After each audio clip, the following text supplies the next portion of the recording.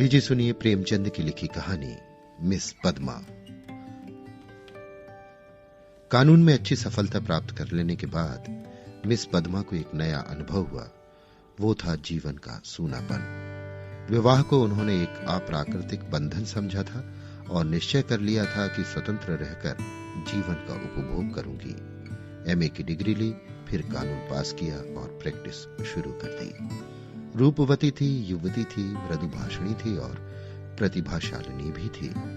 मार्ग में कोई बाधा न थी। देखते देखते वो अपने साथी नौजवान मर्द वकीलों को पीछे छोड़कर आगे निकल गई और अब उसकी आमदनी कभी कभी 1000 से भी ऊपर बढ़ जाती थी। अब उतने परिश्रम और सिर मगजन की आवश्यकता न रही। मुकदमे अधिकतर वही होते थे जिनका उसे पूरा अनुभव हो चुका था। उनके विषय की किसी तरह की तैयारी की उसे जरूरत न मालूम होती। अपनी शक्तियों पर कुछ विश्वास भी हो गया था। कानून में कैसे विजय मिल सकती है, इसके कुछ लटके भी उसे मालूम हो गए थे। इसलिए उसे अब बहुत अवकाश मिलता था और इसे वो किस्से कहानियां पढ़ने, सैर करने, सिनेमा देखने, मिलने मिलाने में खर्च करती थी। जीवन को सुखी बनाने के लिए किसी व्यसन की जरूरत को वो खूब समझती थी। उसने फूल पौधे लगाने का व्यसन पाल लिया था। तरह तरह के बीज और पौधे मंगाती और उन्हें उगते, बढ़ते, फलते, फूलते देखकर खुश होती। मगर फिर भी जीवन में सूनेपन का अनुभव होता रहता था। ये बात न थी कि उसे पुरुषों से विरक्ति हो, न ही उसके प्रेमियों की कमी थी। अगर उसके पास केवल रूप और यौवन होता तो भी उपासकों का अभाव न रहता। मगर यहाँ तो रूप और यौवन के साथ धन भी था। फिर रसिक वृंद क्यों चूक जाती। पद्मा को विलास से घृणा नहीं, घृणा थी पराधीनता से, विवाह को जीवन का व्यवसाय बनाने से। जब स्वतंत्र रहकर भोग विलास का आनंद उड़ाया जा सकता है तो फिर क्यों ना उड़ाया जाए। भोग में उसे कोई नैतिक बाधा न थी। इसे वो केवल देह की भूख समझती थी। इस भूख को किसी साफ सुथरी दुकान से भी शांत किया जा सकता है और पद्मा को साफ सुथरी दुकान की हमेशा तलाश रहती थी। ग्राहक दुकान में वो चीज लेता है जो उसे पसंद आती है। पद्मा भी वही चीज चाहती थी। यूं उसके दर्जनों आशिक थे, कई वकील, कई प्रोफेसर, कई रईस। मगर ये सब के सब अय्याश थे, बेफिक्र, केवल भंवरे की तरह रस लेकर उड़ जाने वाले। ऐसा एक भी न था जिस पर वो विश्वास कर सकती। अब उसे मालूम हुआ कि उसका मन केवल भोग नहीं चाहता, कुछ और भी चाहता है। वो चीज क्या थी? पूरा आत्मसमर्पण। और ये उसे न मिलती थी। उसके प्रेमियों में एक मिस्टर प्रसाद था, बड़ा ही रूपवान और धुरंधर विद्वान। एक कॉलेज में प्रोफेसर था। वो भी मुक्त भोग के आदर्श का उपासक था और पद्मा उस पर फिदा थी। चाहती थी उसे बांध कर रखे, संपूर्णतः अपना बना ले। लेकिन प्रसाद चंगुल में न आता था। संध्या हो गई थी, पद्मा सैर करने जा रही थी कि प्रसाद आ गए। सैर करना मुलतवी हो गया। बातचीत में सैर से कहीं ज्यादा आनंद था और पद्मा आज प्रसाद से कुछ दिल की बात कहने वाली थी। कई दिन के सोच विचार के बाद आज उसने कह डालने ही का निश्चय किया था। उसने प्रसाद की नशीली आंखों में आंखें मिलाकर कहा, तुम यहीं मेरे बंगले में आकर क्यों नहीं रहते? प्रसाद ने कुटिल विनोद के साथ कहा, नतीजा ये होगा कि 2-4 महीने में ये मुलाकात भी बंद हो जाएगी। मेरी समझ में नहीं आया तुम्हारा क्या आशय है? आशय वही है जो मैं कह रहा हूं। आखिर क्यों? मैं अपनी स्वतंत्रता ना खोना चाहूंगा, तुम अपनी स्वतंत्रता ना खोना चाहोगी। तुम्हारे पास तुम्हारे आशिक आएंगे, मुझे जलन होगी। मेरे पास मेरी प्रेमिकाएं आएंगी, तुम्हें जलन होगी। मनमुटाव होगा, फिर वह मनस्य होगा और तुम मुझे घर से निकाल दोगे। घर तुम्हारा है ही, मुझे बुरा लगेगा ही। फिर ये मैत्री कैसे निभेगी? दोनों कई मिनट तक मौन रहे।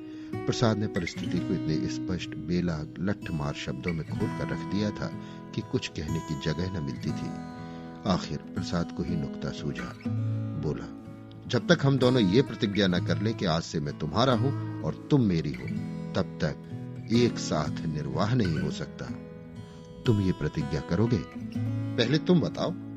मैं करूंगी तो मैं भी करूंगा, मगर इस बात के सिवा मैं और सभी बातों में स्वतंत्र रहूंगी और मैं भी इस एक बात के सिवा हर बात में स्वतंत्र रहूंगा। मंजूर? मंजूर तो कब से? जब से तुम कहो। मैं तो कहती हूं कल ही से। तय है। लेकिन अगर तुमने इसके विरुद्ध आचरण किया तो, और तुमने किया तो तुम मुझे घर से निकाल सकती हो, लेकिन मैं तुम्हें क्या सजा दूंगा? तुम मुझे त्याग देना और क्या करोगे? जी नहीं, तब इतने से चित्त को शांति न मिलेगी। तब मैं चाहूंगा तुम्हें जलील करना, बल्कि तुम्हारी हत्या करना। तुम बड़े निर्दयी हो प्रसाद।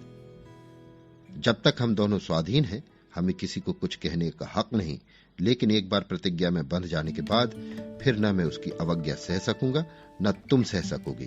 तुम्हारे पास दंड का साधन है, मेरे पास नहीं है। कानून मुझे कोई अधिकार नहीं देता। मैं तो केवल अपने पशु बल से प्रतिज्ञा का पालन कराऊंगा, और तुम्हारे इतने नौकरों के सामने मैं अकेला क्या कर सकूंगा? तुम तो चित्र का श्याम पक्षी देखते हो। जब मैं तुम्हारी हो रही हूं तो ये मकान, नौकर चाकर और जायदाद सब कुछ तुम्हारा है। हम तुम दोनों जानते हैं कि ईर्ष्या से ज्यादा घृणित कोई सामाजिक पाप नहीं है। तुम्हें मुझसे प्रेम है या नहीं मैं नहीं कह सकती, लेकिन तुम्हारे लिए मैं सब कुछ सहने, सब कुछ करने को तैयार हूं। दिल से कहती हो पद्मा? सच्चे दिल से। मगर न जाने क्यों तुम्हारे ऊपर विश्वास नहीं आ रहा है। मैं तो तुम्हारे ऊपर विश्वास कर रही हूं। ये समझ लो, मैं मेहमान बनकर तुम्हारे घर में न रहूंगा, स्वामी बनकर रहूंगा। तुम घर के स्वामी ही नहीं, मेरे स्वामी बनकर रहोगे। मैं तुम्हारी स्वामिनी बनकर रहूंगी। प्रोफेसर प्रसाद और मिस पद्मा दोनों साथ रहते हैं और प्रसन्न हैं। दोनों ही ने जीवन का जो आदर्श मन में स्थिर कर लिया था, वो सत्य बन गया है। प्रसाद को केवल 200 रुपए वेतन मिलता है, मगर अब वो अपनी आमदनी का दुगना खर्च कर दे तो परवाह नहीं। पहले वो कभी कभी शराब पीता था, अब रात दिन शराब में मस्त रहता है। अब उसके लिए अलग अपनी कार है, अलग अपने नौकर हैं, तरह तरह की बहुमूल्य चीजें मंगवाता रहता है, और पद्मा बड़े हर्ष से उसकी सारी फजूल खर्चियां बर्दाश्त करती है। नहीं, बर्दाश्त करने का प्रश्न नहीं है। वो खुद उसे अच्छे अच्छे सूट पहनाकर अच्छे से अच्छे ठाठ में रखकर प्रसन्न होती है। जैसी घड़ी इस वक्त प्रोफेसर प्रसाद के पास है, शहर के बड़े से बड़े रईस के पास न होगी। और पद्मा जितना ही उससे दबती है, प्रसाद उतना ही उसे दबाता है।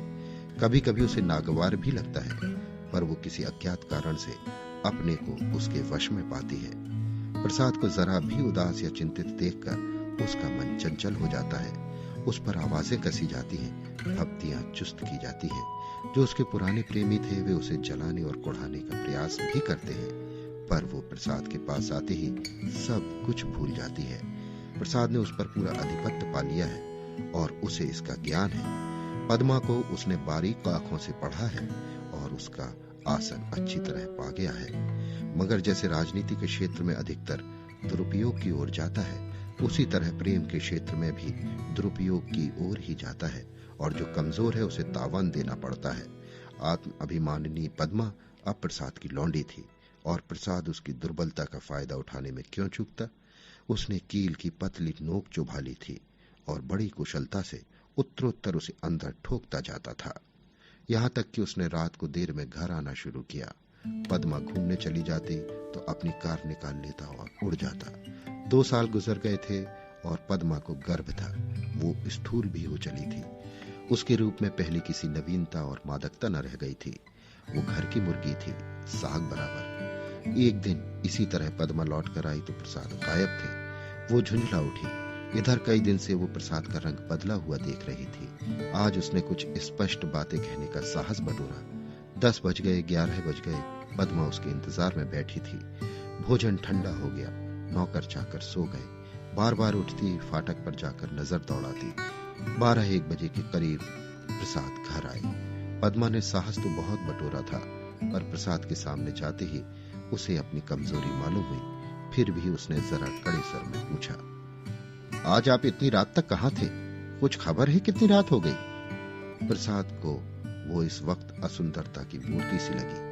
वो एक विद्यालय की छात्रा के साथ सिनेमा देखने गया था। बोला, तुमको आराम से सो जाना चाहिए था। पद्मा का साहस कुछ प्रबल हुआ। तुमसे मैं जो पूछती हूं उसका जवाब दो। मुझे जहन्नुम में भेजो तो तुम मुझे भी जहन्नुम में जाने दो। मैं इधर कई दिन से तुम्हारा मिजाज बदला हुआ देख रही हूं। तुम्हारी आंखों की ज्योति कुछ बढ़ गई होगी। तुम मेरे साथ दगा कर रहे हो, ये मैं साफ देख रही हूं। मैंने तुम्हारे हाथ अपने को बेचा नहीं है। अगर तुम्हारा जी मुझसे भर गया हो तो मैं आज जाने को तैयार हूं। तुम जाने की क्या धमकी देते हो? यहां तुमने आकर कोई बड़ा त्याग नहीं किया है। मैंने त्याग नहीं किया है? तुम ये कहने का साहस कर रही हो? मैं देखता हूं तुम्हारा मिजाज बिगड़ रहा है। तुम समझती हो मैंने इसे अपंग कर दिया, मगर मैं इसी वक्त तुम्हें ठोकर मारने को तैयार हूं, इसी वक्त। पद्मा का साहस जैसे बुझ गया। प्रसाद अपना ट्रंक संभाल रहा था। पद्मा ने दीन भाव से कहा, मैंने तो कोई ऐसी बात नहीं कही जो तुम इतना बिगड़ उठी। मैं तो केवल तुमसे पूछ रही थी कहां थे। क्या तुम मुझे इतना भी अधिकार नहीं देना चाहते? मैं कभी तुम्हारी इच्छा के विरुद्ध कोई काम नहीं करती और तुम मुझे बात बात पर डांटते रहते हो। तुम्हें मुझ पर जरा भी दया नहीं आती। मुझे तुमसे कुछ तो सहानुभूति मिलनी चाहिए। मैं तुम्हारे लिए क्या कुछ करने को तैयार नहीं हूं, और आज जो मेरी ये दशा हो गई है तो तुम मुझसे आंखें फेर लेते हो। उसका कंठ रुंध गया और वो मेज पर सिर रखकर फूट फूट कर रोने लगी। प्रसाद ने पूरी विजय पाई। पद्मा के लिए मातृत्व अब बड़ा ही अप्रिय प्रसंग था। उस पर एक चिंता मंडराती रहती। कभी कभी वो भय से कांप उठती और पछताती। प्रसाद की निरंकुशता दिन दिन बढ़ती जाती थी। क्या करे क्या ना करे। गर्भ पूरा हो गया था। वो कोर्ट न जाती थी। दिन भर अकेली बैठी रहती। प्रसाद संध्या समय आते, चाय वाय पीकर फिर उड़ जाते तो 11-12 बजे के पहले न लौटते। वो कहां जाते थे ये भी उससे छिपा न था। प्रसाद को जैसे उसकी सूरत से नफरत थी। पूर्ण गर्भ, पीला मुख, चिंतित, सशंक, उदास। मगर वो जितना ही प्रयास करती उतना ही प्रसाद का मन उसकी ओर से फिरता था। इस अवस्था में श्रृंगार उसे और भी भद्दा लगता। प्रसव वेदना हो रही थी, प्रसाद का पता नहीं। नर्स मौजूद थी, लेडी डॉक्टर मौजूद थी, मगर प्रसाद का न रहना पद्मा की प्रसव वेदना को और भी दारुण कर रहा था। बालक को गोद में देखकर उसका कलेजा फूल उठा, मगर फिर प्रसाद को सामने न पाकर उसने बालक की ओर से मुंह फेर लिया। मीठे फल में जैसे कीड़े पड़ गए हों। 5 दिन सौर ग्रह में काटने के बाद जैसे पद्मा जेल खाने से निकली, नंगी तलवार बनी हुई, माता बनकर वो अपने में एक अद्भुत शक्ति का अनुभव कर रही थी। उसने चपरासी को चेक देकर बैंक भेजा। प्रसव संबंधी कई बिल अदा करने थे। चपरासी खाली हाथ लौट आया। पद्मा ने पूछा, रुपए? बैंक के बाबू ने कहा, रुपए सब प्रसाद बाबू निकाल ले गए। पद्मा को जैसे गोली लग गई। 20,000 रुपए प्राणों की तरह संचित कर रखे थे इसी शिशु के लिए। हाय! सौर से निकलने पर मालूम हुआ प्रसाद विद्यालय की एक बालिका को लेकर इंग्लैंड की सैर करने चले गए। झल्लाई हुई घर में आई प्रसाद की तस्वीर उठाकर जमीन पर पटक दी और उसे पैरों से कुचला। उसका जितना सामान था उसे जमा करके दिया सलाई लगा दी और उसके नाम पर थूक दिया। 1 महीना बीत गया। पद्मा अपने बंगले के फाटक पर शिशु को गोद में लिए खड़ी थी। उसका क्रोध अब शोकमय निराशा बन चुका था।